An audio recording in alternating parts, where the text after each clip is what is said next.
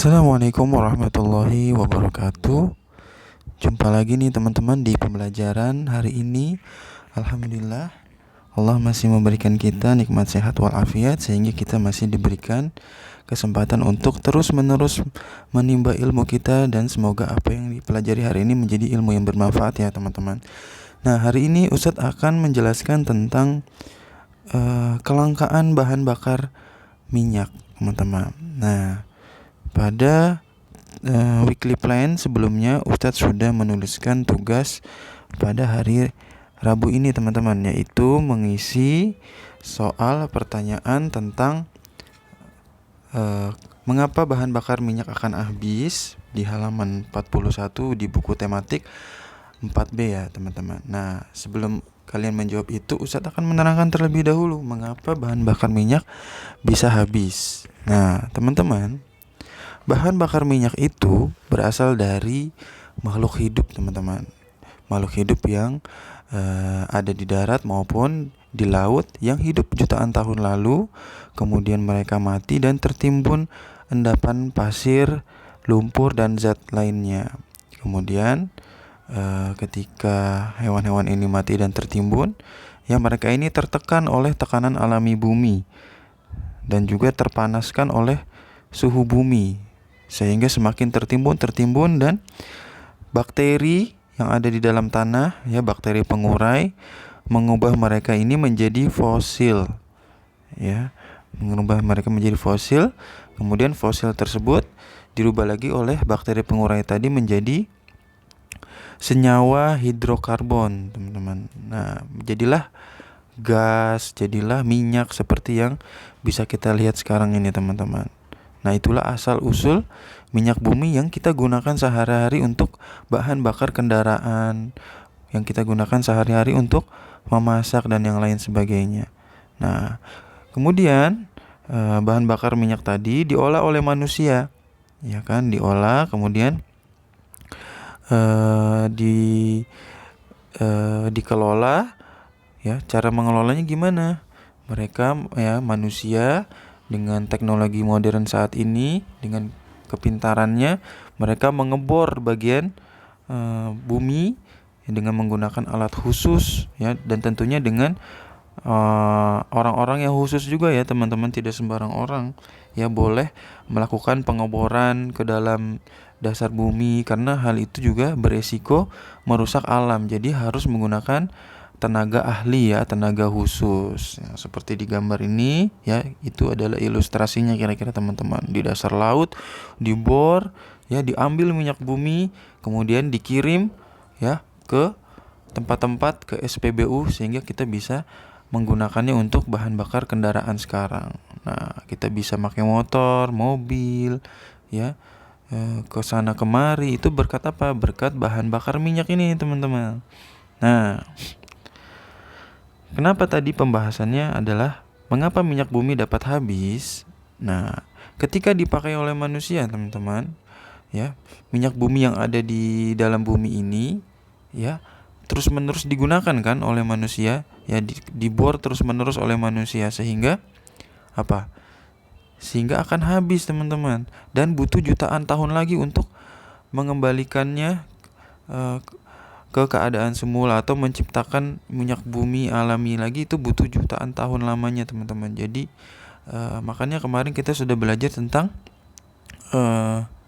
sumber daya alam yang tidak dapat diperbarui. Nah, itu contohnya itu tadi, minyak bumi, batu bara, dan barang tambang yang dan lain sebagainya.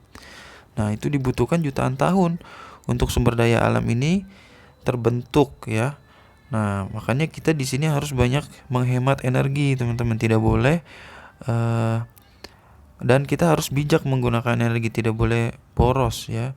Misalnya kita hanya menggunakan motor ketika situasinya darurat, gitu.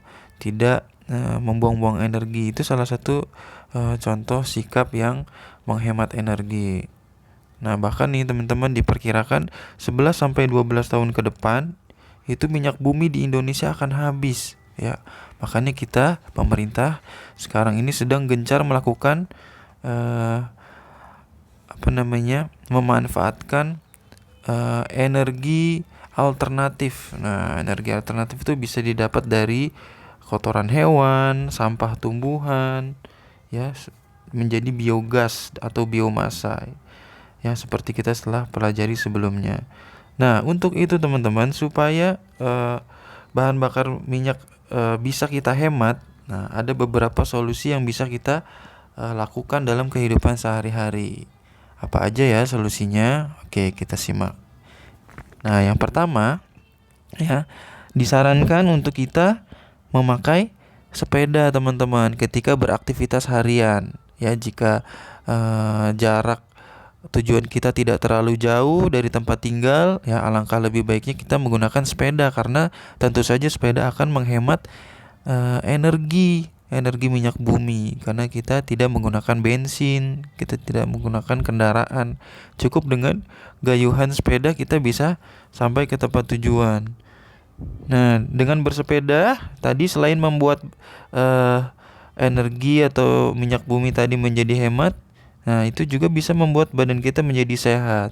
Nah, itu tadi ya, ternyata banyak manfaat dari bersepeda. Nah, siapa yang ke sekolah sering bersepeda? Nah, alhamdulillah. Berarti dia sudah melakukan dua manfaat. Yang pertama badannya sehat, yang kedua dia sudah menghemat energi itu, teman-teman. Nah, yang tadi adalah bersepeda yang pertama, hal yang dapat kita lakukan untuk menghemat penggunaan bahan bakar. Nah, sekarang yang kedua, ya, kita harus menggunakan kendaraan, ya. Kendaraan kan pasti kita gunakan dalam kehidupan sehari-hari, tidak mungkin tidak kita gunakan, pasti ya, namanya manusia memenuhi kebutuhan hidupnya pasti harus bekerja. Nah, bekerja menggunakan kendaraan. Nah, ayah bundanya pasti sering menggunakan kendaraan. Nah, salah satu upaya kita untuk menghemat penggunaan bahan bakar adalah menggunakan kendaraan hanya untuk urusan penting, teman-teman. Ya, kendaraan bermotor sebaiknya digunakan saat ada urusan penting dan mendadak yang membutuhkan ketepatan waktu. Jangan menggunakan kendaraan bermotor untuk melakukan kegiatan atau aktivitas yang tidak membutuhkan ketepatan waktu. Nah, kalau nggak penting-penting banget, ya biasakanlah untuk tidak menggunakan motor ya teman-teman, kecuali motornya digunakan untuk hal yang penting, ya urusan penting. Nah, itu cara kita untuk menghemat penggunaan bahan bakar. Kemudian yang ketiga, teman-teman, penggunaan bahan bakar harus sesuai kondisi ekonomi. Ya, bagi kalangan dengan kondisi ekonomi menengah ke atas harus menggunakan bahan bakar minyak non subsidi, karena bahan bakar minyak bersubsidi hanya boleh digunakan untuk kalangan menengah ke bawah. Nah, subsidi itu apa sih? Subsidi itu ya semacam bantuan ya dari pemerintah untuk kalangan menengah ke bawah nih. Jadi bahan bakarnya itu hanya digunakan oleh kalangan ke bawah, menengah ke bawah yang membutuhkan. Nah, sehingga tidak terjadi ketimpangan ekonomi, ya, tidak terjadi kelangkaan, teman-teman. Nah, itu tadi ya. Yang ketiga adalah menggunakan bahan bakar minyak sesuai kondisi ekonomi masyarakat. Nah, yang terakhir, yang keempat adalah yang tadi Ustadz sedikit sampaikan, yaitu kita harus mengembangkan ya bahan bakar alternatif, ya, karena kita tahu bahan bakar minyak suatu saat akan habis, ya, karena itu termasuk sumber daya alam yang tidak dapat diperbarui. Nah, karena kita zaman sudah modern, manusia alatnya juga sudah canggih, maka kita bisa mengembangkan namanya bahan bakar alternatif. Nah, bahan bakar alternatif itu apa sih? Bahan bakar alternatif itu adalah bahan bakar pengganti bahan bakar minyak. Ya, contohnya ya bahan bakar yang berasal dari sampah tumbuhan dan kotoran hewan seperti biogas. Ya, yang lain banyak sebenarnya teman-teman di alam ini yang kalau kita olah bisa menjadi bahan bakar alternatif. Bahkan minyak buah jarak saja bisa digunakan sebagai pengganti solar, ya, pengganti bahan bakar truk, ya. Solar itu kan digunakan truk, bahan bakar kendaraan yang berat-berat. Nah, itu bisa berasal dari minyak buah jarak. Nah, nggak selalu harus dari minyak bumi, teman-teman. Nah, itulah tadi beberapa solusi untuk menghemat penggunaan bahan bakar dalam kehidupan kita sehari-hari. Boleh kita terapkan, karena kalau kita terapkan sama saja kita sudah menjaga bumi kita, menjaga lingkungan kita, dan menghemat energi untuk anak cucu kita di masa yang akan datang. Oke, teman-teman, itu saja penjelasan dari Ustadz. Silakan teman-teman mengerjakan tugasnya di halaman 41 ya hari ini. Dan silakan tulis pendapat kamu sendiri. Ya, pendapat kalian sendiri apa mengenai pertanyaan-pertanyaan di situ. Oke, sekian penjelasan dari Ustadz.